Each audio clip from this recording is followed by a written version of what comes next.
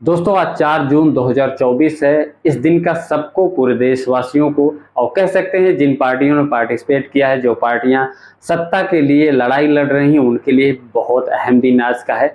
आज काउंटिंग होनी है और आज ही के दिन निर्धारित होगा कि हमारे देश का प्रतिनिधित्व कौन करेगा। जनता ने जिसको चुना है वो आज सामने रहेगा।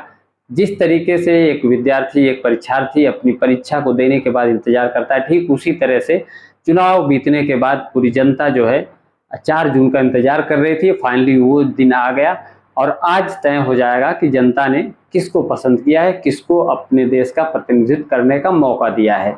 आपको बता दें, एनडीए की सरकार 10 साल से है।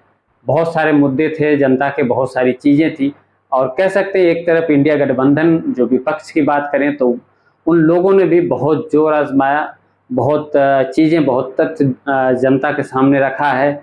दोनों तरफ से बहुत सारी चीज़ें बताई गई जनता के लिए। अब देखने वाली बात यह होगी कि जनता किन लोगों की बातों पे ज़्यादा भरोसा दिखाती है या दिखाई है। इसका रिजल्ट आज आपको मिलने वाला है, हमको मिलने वाला है।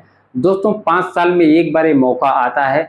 5 साल तो वैसे भी सरकार के होते हैं या नेताओं के होते हैं, लेकिन 5 साल में एक मौका ऐसा आता है जो कि जनता के हाथ में सब कुछ रहता है। जनता जिसको चाहे उसको शीर्ष पे बैठा दे, जिसको चाहे उसको गद्दी से नीचे उतार दे। तो जनता के हाथ में पावर होती है और कह सकते हैं कि बहुत ही इम्पोर्टेंट जो है आज का दिन है। और पूरे देश की निगाहें, कह सकते हैं विदेश या सारे विश्व की निगाहें जो है भारत पे टिकी हुई हैं, क्योंकि भारत का चुनाव, डेमोक्रेसी का ये चुनाव बहुत ही अहम है। और कह सकते हैं इस चुनाव में बहुत सारे रंग रूप आपको देखने को मिले हैं। चाहे नेताओं की बयानबाजी हो, चाहे उनके वादे हों, चाहे मुद्दे हों जनता के, या बहुत सारी चीज़ें आपको देखने को मिली हैं इस चुनाव में। लेकिन दोस्तों एक बात तो तय है कि जनता ने जिसको भी जनादेश दिया होगा, जिसको भी मौका दिया होगा, उसके लिए भी बहुत ही इम्पोर्टेंट दिन होगा आज का दिन। और आने वाले 5 साल भी उसके लिए बहुत अहम होंगे और खासकर जनता के लिए भी बहुत ही अहम होंगे, क्योंकि जिस तरीके से अब की बार गर्मी पड़ रही थी, गर्मी में इलेक्शंस हुए थे, उस तरीके से पहले या दूसरे तीसरे चरण तक तो कुछ ठीक था, लेकिन उसके बाद जितनी ज़्यादा गर्मी बढ़ी है, इस गर्मी में जनता की भी बहुत बड़ी परीक्षा हुई और उन नेताओं की भी बहुत बड़ी परीक्षा हुई जो रैलियां करते रहे और जनता को अपनी बातों के माध्यम से अपनी तरफ आकर्षित करने की कोशिश भी करते रहे। लेकिन सबसे सबसे कह सकते हैं हिम्मत दिखाई जनता ने इस गर्मी में।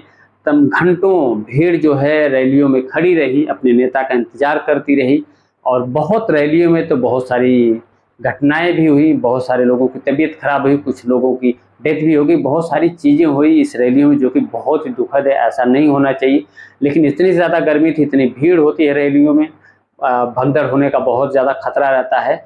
मैं तो नहीं कहता हूँ कि आप रैली में जाओ, जिसको समर्थन देना हो उसको आप समर्थन कर सकते हो, लेकिन कह सकते हैं आपकी एक रैली में जनता सुनने जाती है अपने नेता को या उनके विचारों को सुनने जाती है और कहीं न कहीं उससे प्रभावित भी होती है। और कुछ लोग ऐसे होते हैं कि प्रभावित नहीं भी होते होंगे, कुछ लोग होते हैं प्रभावित होते भी होंगे, क्योंकि सरकार जो है, सरकार में जिनको आना होता है वो हमारे लिए, आपके लिए, जनता के लिए तमाम जो है सुविधाओं की बात करती है, तमाम मुद्दों की बात करती है। सरकार में आने के बाद अगर उस पर वो खरी उतरती है तब तो बहुत अच्छी बात है, जनता के लिए कुछ न कुछ रहता ही रहता है फायदा। अगर वो उन मुद्दों पे नाकाम रहती है तो कहीं न कहीं कह सकते हैं 5 साल जो पूरे जो है बर्बाद हो जाते हैं पूरी जनता के। और उसी 5 साल के बाद एक मौका आता है जनता के पास कि वो चाहे, जिसको चाहे उसको सत्ता से नीचे गिरा दे, जिसको चाहे सत्ता से ऊपर बिठा दे। आज आज कह सकते हैं आप, आज वो दिन है, जनता का दिन है।